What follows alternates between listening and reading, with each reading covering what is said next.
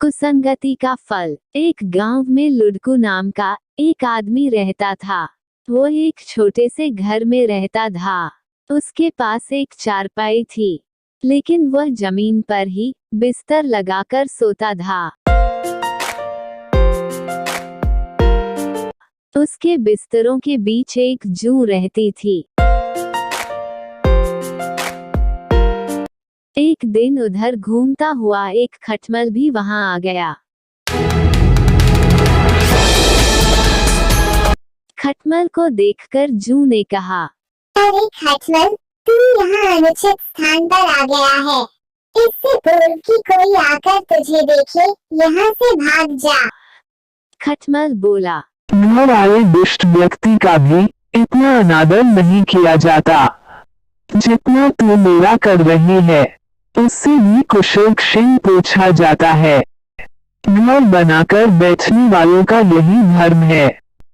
मैंने आज तक अनेक प्रकार का कड़वा, कषाय, अमर रस का खून पिया है, केवल मीठा खून नहीं पिया। आज इस आदमी के मीठे खून का स्वाद लेना चाहता हूँ। तू तो रोज ही मीठा खून पीती है, एक दिन मुझे भी उसका स्वाद लेने दे। जूं बोली, मैं इस आदमी के सो जाने के बाद उसका खून पीती हूँ। तू बड़ा चंचल है, कहीं मुझसे पहले ही तूने खून पीना शुरू कर दिया तो दोनों मारे जाएंगे। हाँ, मेरे बाद रक्तपान करने की प्रतिज्ञा करे तो एक रात भले ही ठहर जा। खटमल बोला, मुझे स्वीकार है। मैं तब तक रक्त नहीं पीऊंगा जब तक तू नहीं पीएगी।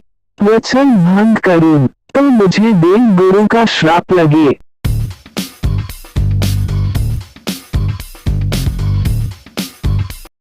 कुछ समय बाद लुड़कू वहां आया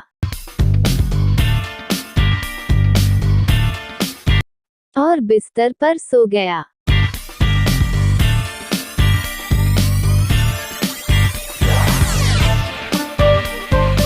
खटमल बड़ा चंचल था। उसकी जीभ से पानी निकल रहा था।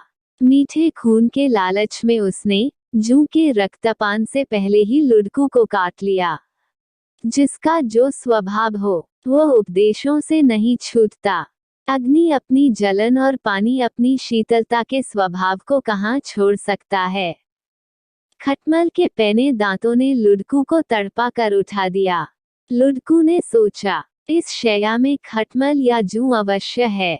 इन्हीं में से किसी ने मुझे काटा है। लुड़कू ने बिस्तर में देखना शुरू कर दिया। इस बीच खटमल जल्दी से भागकर पास रखी चारपाई के पांवों के जोड़ में जा छिपा। जूं बिस्तर में ही छिपी थी। लुड़कू ने उसे देखकर पकड़ लिया और मसल डाला।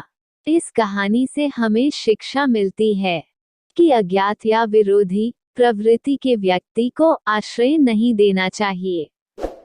ऐसी और कहानियों के लिए चैनल को सब्सक्राइब करें।